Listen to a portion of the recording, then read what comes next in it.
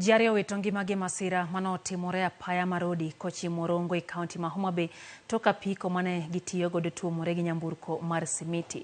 Kaluwore gi joneno, japiko ne riembo e ng'we airititi kama bang'e tia apiko no muoch kendo miyo gituomore gi nyamburko. Dereba mar nyamburko no Wesley Kosgei ochiwo ripot mar masira no e stesend obila marodi. Karingre jogo manowito ngimagi otere kar kano ringre ma Homa Bay. Kaluwore kod masira no, tend arita e kaunti ma Homa Bay omedo jiwo joriembo kod jowuoth mondo obed motang' kendo giluwre kod chike mag apaya.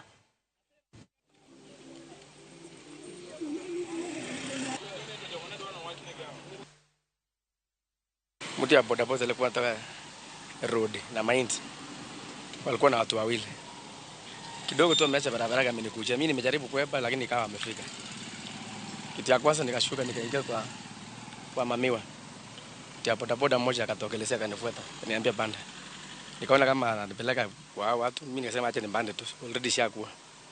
Ndio nikaenda first thing nikaenda road kuripoti. Ilikuwepo na intilafu kidogo katika miguu yake, taya ya mbele ilikuwa imeisha kidogo. Lakini sasa vile alibast mguu ilibidi sasa waingie mbele ya lori wakagongana.